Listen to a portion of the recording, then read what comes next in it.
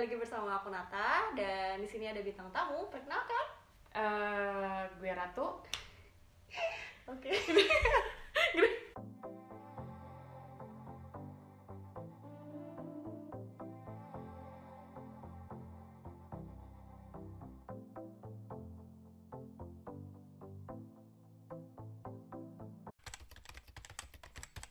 Jadi di sini itu aku udah panggil bintang tamu hari ini Ratu dan aku pengen sharing sama kalian semua mengenai Ausbildung, apa tuh namanya? Suster, bukan? Kalau di Jerman apa ya? Altenpflege, lebih ke Altenpflege sih. Iya, jadi itu tuh lebih cenderung ngurusin buat orang-orang yang udah tua, gitu kan? Iya. Iya. Nah, untuk lebih detail lagi, bakal langsung Ratu yang jawab. Oke. Oke. Nah, jadi pertanyaan pertama tuh, lo itu ngambil Ausbildung jurusan apa? Kayak tadi gue bilang, jurusan gue kalau bahasa Jerman itu Altenpflege, tapi kalau buat di Indo apa ya? Jadi kayak perawat untuk orang tua, kayak Perawat yang kayak di panti jompo gitu atau bukan? Iya, kurang lebih kayak gitu sih. Oke. Nah, pasti teman-teman pengen tahu banget nih syarat buat lo masuk ke Ausbildung jurusan itu tuh apa aja sih? Kalau jurusan gue itu termasuk gampang sih, Nat. Jadi gue tuh waktu itu cuman sertifikat bahasa, Ijazah, rapor iya, gitu-gitu ya? tapi dalam bahasa Jerman. Oh, yang udah ditranslate ke bahasa Jerman. Terus sama udah dilegalisir di apa ya kalau bahasa Indonesia kayak di departemen pendidikan Jerman kayaknya deh kayaknya. Oke, tapi maksud Pokoknya gue kan ini lu sebagai Ausbildung buat ngurusin orang-orang tua yang lebih cenderung tuh kayak kebagian let's say medical gitu. Apakah lu juga harus punya background kalau lu tuh udah pernah belajar apa biologi atau mungkin kayak medicalnya lebih dalam, atau sebenarnya itu bukan jadi syarat utama di mana lu ngambil jurusan ini? Enggak sih, sebenarnya itu bukan syarat utama karena basically banyak teman-teman kelas gue itu yang emang dulu sebelumnya itu udah kuliah di jurusan lain, jadi nggak harus ada basic. Kalau lo harus misalnya kayak lulusan keperawatan di Indo atau misalnya lo lulusan farmasi, itu nggak harus. Oke. Jadi pokoknya minimal lulusan SMA gitu. Dan Minimal itu bisa, ya. dan itu SMA-nya mesti kayak IPA gitu atau IPS? Enggak sih, enggak. Oh gitu.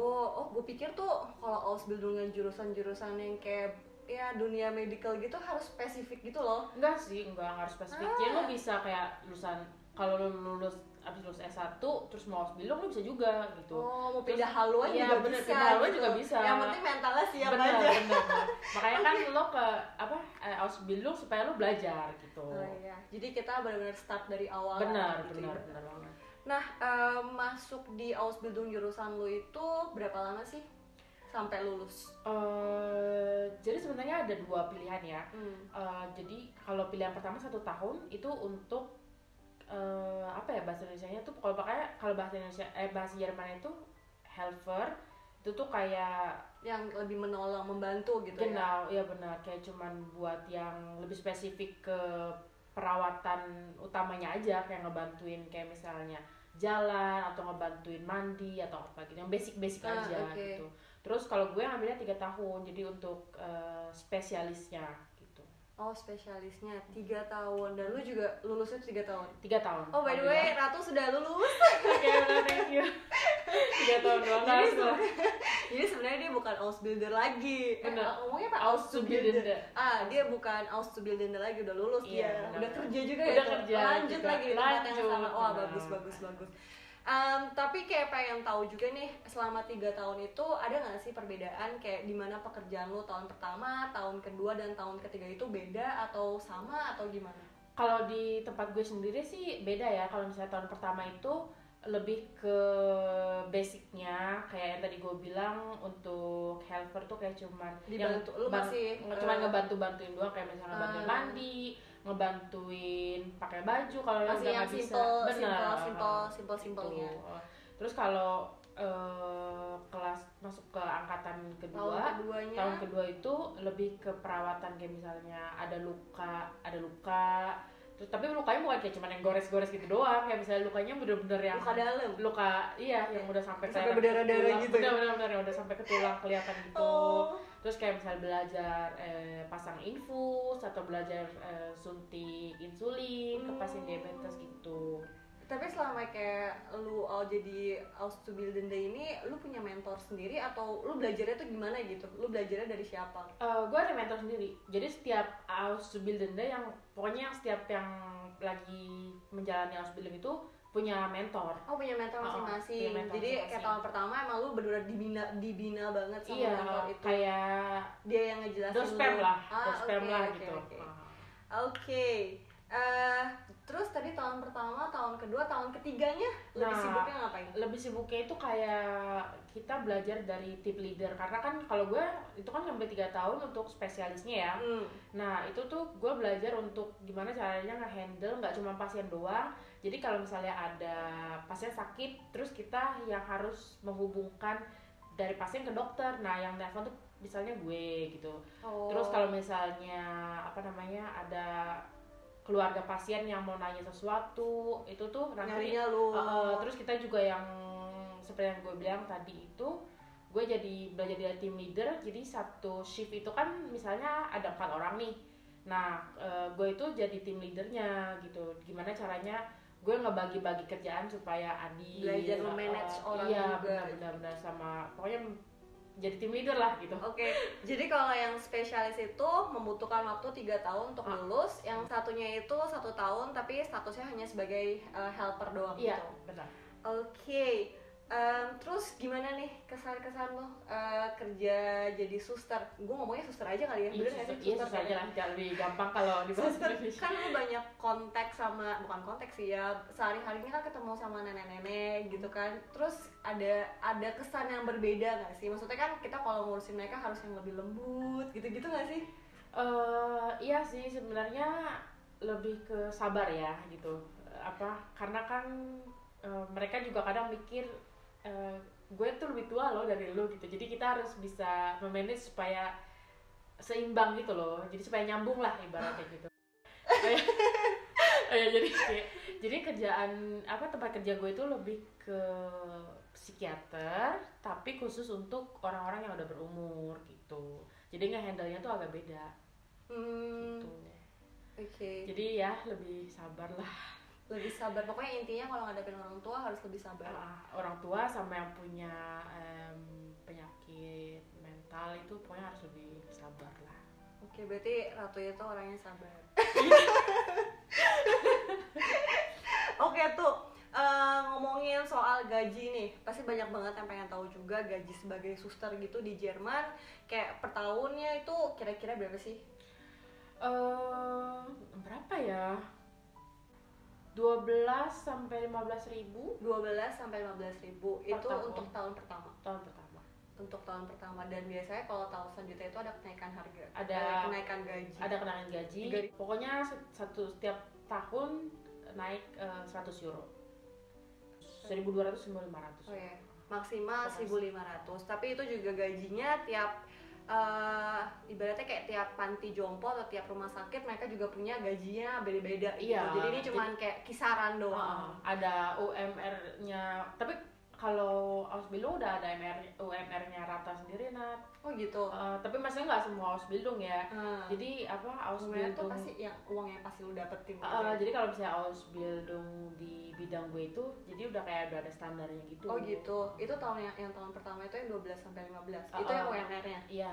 Tapi berarti tiap kayak Krankenhaus gitu punya bisa aja kayak ngasih tambahan bonus lebih gitu. Iya, kayak misalnya pas Natal dapat uang Natal. Ada bonusnya. Ada bonus. Ya nggak apa-apa ya, UMR aja itu. Iya, itulah. Pokoknya paling penting UMR-nya lah. Kalau uang Natal itu sebenarnya tergantung, bonus beda-beda juga. Terus selanjutnya pengen nanya nih, lagi pandemi seperti ini, change buat teman-teman yang misalkan mau mendaftar Ausbildung jadi suster juga gitu, gimana sih? Sebenarnya lebih bagus sih, karena kan kalau lagi pandemi kayak gini yang di bidang kayak gitu dibutuhkan banget ya gitu. Jadi tuh kalau yang mau daftar, kalau menurut gue pasti bakal diterima. Berarti bisa dibilang tuh sebenarnya banyak juga kayak rumah sakit yang emang mencari gitu. Iya. Untuk lowongan ini tuh banyak. Soalnya kan beberapa bisa dibilang pandemi ini kan semua orang kena nggak enaknya gitu kan, banyak juga kehilangan pekerjaan gitu. Tapi untuk Ausbildung sebagai suster ini tuh bisa dibilang banyak yang nyari gitu. Banyak yang nyari. Sebenarnya kayaknya iya sih, soalnya temen gue aja tiba-tiba jadi ini. Oh gitu, jadi putar haluan. Iya, putar haluan jadi di rumah sakit gitu. Iya. Emang itu kalau misalnya untungnya kalau pandemi gini yang bidang keperawatan kalau boleh jujur.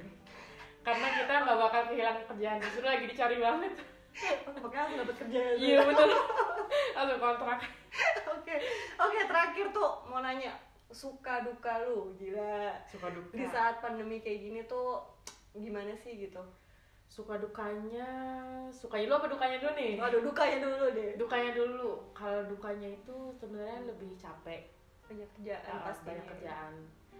Terus apalagi pakai masker kan, gua harus kerja pakai masker itu 8 jam pakai per hari 8 jam, belum lagi waktu kemarin summer itu sampai 38. Makanya kalau yang cuma pakai masker 10-15 menit cuma kayak Indomaret nggak usah ngeluh karena gue 8 jam pakai masker, terus harus pakai masker juga di luar kan kalau misalnya naik kendaraan umum gitu. Itu udah lumayan bikin ini sih, apa namanya, kerjaan sendiri ekstra lah.